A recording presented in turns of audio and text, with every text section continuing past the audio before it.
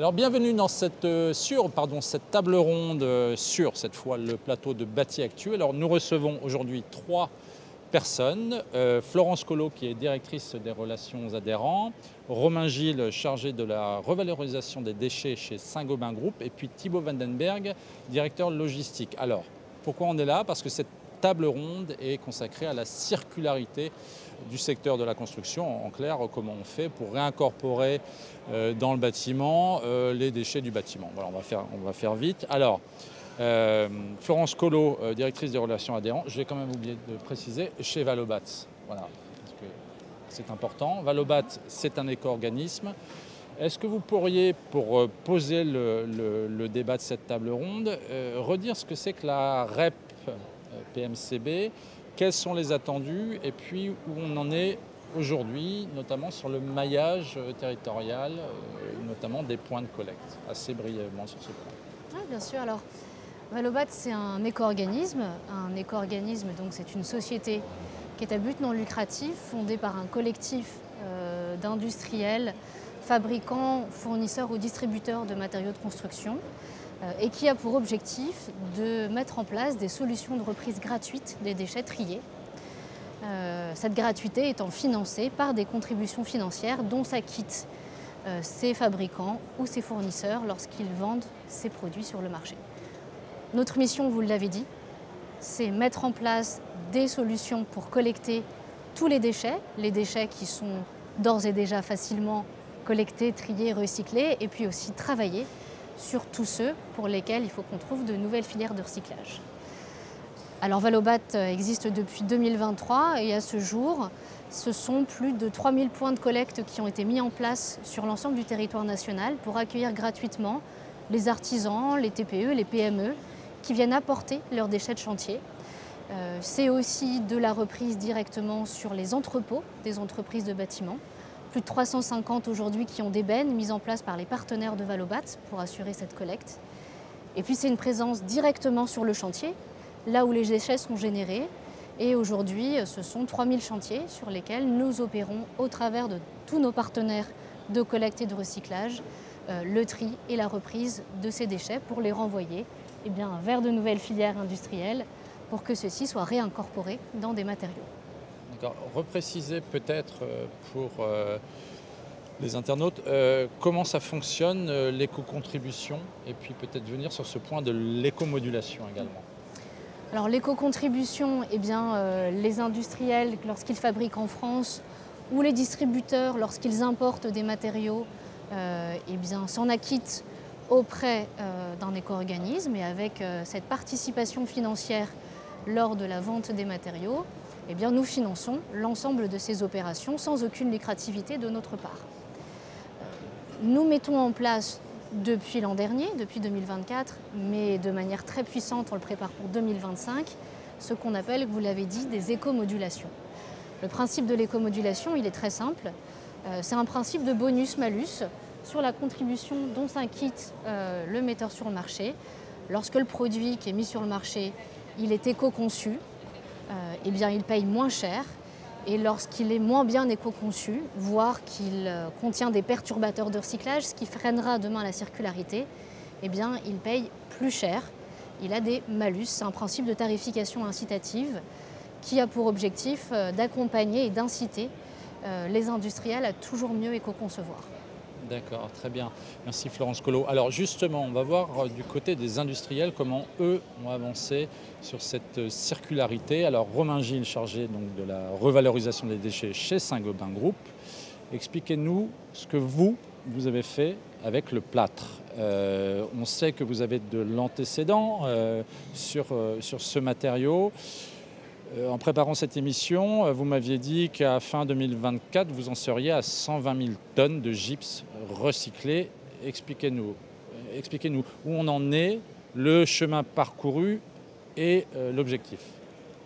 Alors le chemin parcouru, c'est très intéressant justement d'en parler puisqu'on a démarré nous en 2008 la collecte des déchets de plâtre issus du bâtiment. Donc on a créé la première filière de recyclage qu'on a appelée Placo Recycling. Et on s'est appuyé au départ avec des collecteurs, des professionnels de la collecte qui étaient sensibilisés au sujet et qui étaient moteurs sur cette activité-là. Donc ça nous a permis de pouvoir aller directement sur les chantiers, d'être avec les collecteurs de déchets. Et puisqu'on avait la faisabilité industrielle sur le process, on a commencé à recycler ce plâtre-là qui arrivait des chantiers et on a également intégré progressivement dans la fabrication de nouvelles plaques. Donc lorsqu'on a commencé, je dirais que la filière est devenue, fonctionnelle à partir de 4 ou 5 ans après 2008, où on a commencé à avoir un gisement assez récurrent. Et puis sur la période de la Covid, c'est là qu'on est monté en puissance, réellement. Et là, on a commencé, alors entre-temps, j'ai oublié, mais on avait investi aussi sur les sites industriels pour pouvoir augmenter nos capacités de recyclage. Et on a basculé de 40 à 52 000, très rapidement vers les 60-65 000. On a fait en 2023 99 000 tonnes. L'arrivée aussi de la REP MCB est un réel booster. Donc aujourd'hui, à l'instant T où je vous parle, s'il n'y a pas de problématique technique d'ici à la fin de l'année, on est plutôt sur une tendance à 120 000 tonnes. Sachant qu'on a un objectif, nous, en interne, de pouvoir recycler 200 000 tonnes de plâtre, de gypse, d'ici 2030. D'accord. Juste pour préciser, le volume total en France, on va dire que c'est à peu près entre 400 000 et 500 000 tonnes de plaques de plâtre à recycler. On peut à peu près ça, oui, à peu près estimer. Alors Thibaut Vandenberg, vous, chez Rockwool, directeur logistique, donc, vous, c'est plus modeste pour une raison simple, c'est que la filière s'est organisée plus récemment au niveau de la laine de roche, de la laine minérale. Expliquez-nous, vous, quand même, où vous en êtes de la valorisation de ces gisements et de ces déchets. Alors nous, on a établi un programme il y a à peu près 10 ans qui s'appelle Rockcycle, qui était de la récupération de déchets sur chantier. On a aujourd'hui, en 2023, on a récupéré 3000 tonnes qu'on a recyclées, qu'on a réinjectées à 100% dans nos produits. On voit une tendance depuis l'arrivée de la REP de plus 24% depuis cette année. Donc on voit la tendance. On sent qu'il y a une structuration en fait, qui est en train de se mettre en place au niveau de la collecte, qui est la clé en fait. Parce qu'il n'y a pas en laine minérale, le gisement est d'environ 140 000 tonnes.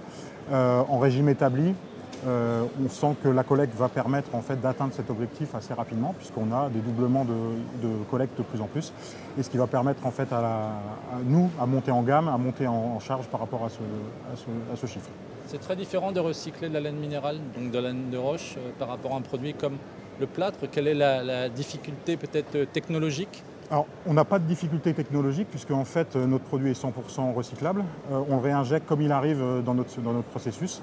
Il n'y a pas de pré-traitement, il n'y a rien à faire. Donc en fait, la clé, l'élément le plus complexe, en fait, c'est la collecte, puisqu'en fait, un isolant, c'est de l'air avant tout.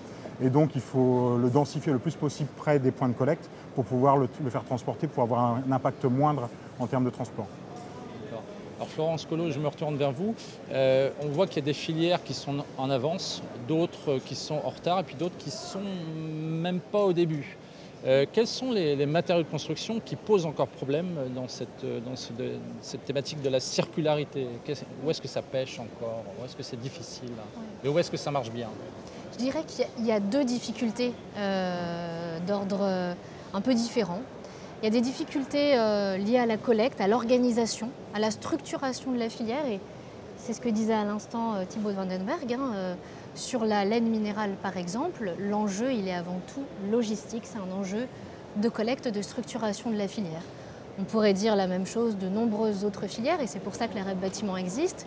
On a ce job de catalyser, booster, disait Romain Gilles, les filières de recyclage en mettant en place cette structuration pour faciliter la collecte. Donc voilà, on a parlé de laine minérale. Aujourd'hui, il y a une filière émergente qui va assez vite et assez fort. C'est la collecte des menuiseries vitrées qui va doubler entre 2025 et 2024 encore son taux de collecte et de recyclage. Il y en a de nombreux autres sur lesquels on va structurer ces filières. Et puis, il y a d'autres difficultés, d'ordre cette fois-ci plutôt technique, plutôt technologique, sur lesquelles un éco-organisme comme le nôtre a une mission d'être là accompagnant, facilitant pour chercher de nouvelles solutions en R&D, en innovation.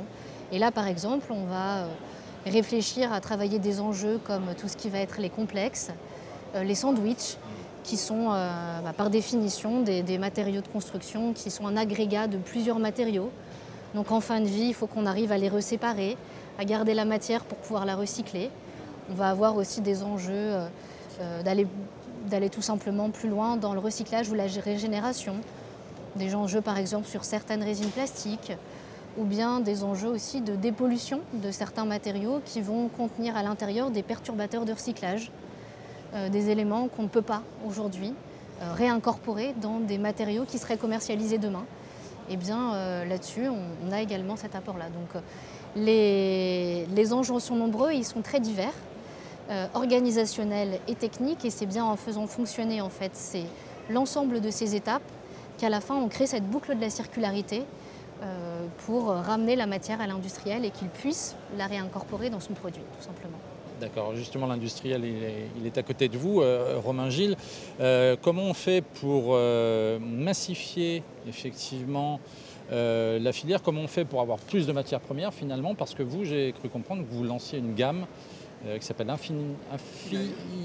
Infinae, donc vous le lancez là à Batimat, qui comprend de la matière recyclée. Expliquez-nous jusqu'où on peut monter, est-ce qu'il y a un plateau de verre et est-ce que vous avez assez de matières premières? Alors, c'est très intéressant parce que là on touche à quelque chose d'extrêmement précis.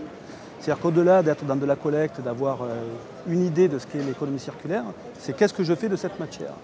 Et le fait de pouvoir aujourd'hui recycler du gypse avec un process de décartonnage où on a un gypse qui est de plus en plus pur, je mets des guillemets, on a un produit qui va ressembler de plus en plus à un produit qui sort de carrière, en mettant toujours des guillemets, ce qui nous permet de mettre davantage de recyclé dans une plaque de plâtre. Et en fait, tout l'intérêt de ce recyclage-là, c'est aussi d'imaginer des nouvelles gammes. Imaginez une nouvelle gamme. Alors, on avait sorti la BA13 Infinae il y a quelques temps. Et là, en plus, je crois que c'est aujourd'hui le jour du démarrage du salon. On sort la BA18S, 2 plaques, donc une nouvelle gamme Infinae, qui sont fabriquées avec plus de 50% de gypse recyclé issu du bâtiment. Donc c'est pour ça que l'intérêt il est là aussi.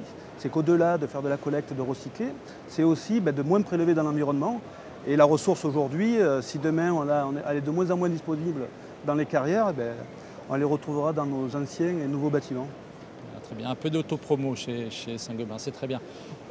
Thibaut Vandenberg, vous, c'est plus compliqué. Est-ce que vous avez déjà une gamme laine de roche recyclée, à proprement parler, ou est-ce que c'est noyé dans la masse? Expliquez-nous peut-être l'offre commerciale. Aujourd'hui, on recycle entre 25 et 75%, on peut injecter entre 25 et 75% de déchets dans nos produits.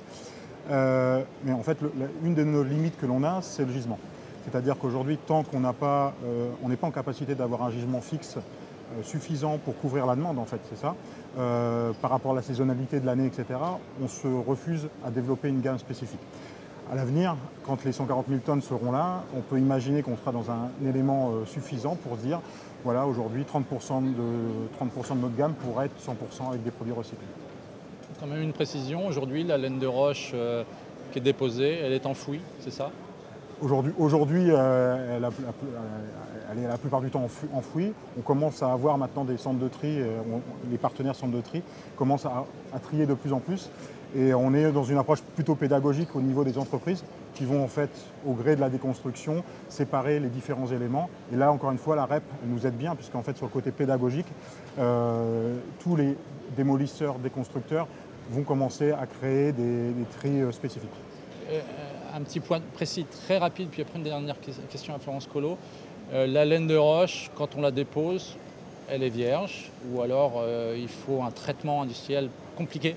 Aucun traitement. Ce que je vous disais tout à l'heure, c'est qu'en fait la laine de roche est 100% recyclable et elle peut être injectée comme ça dans notre process.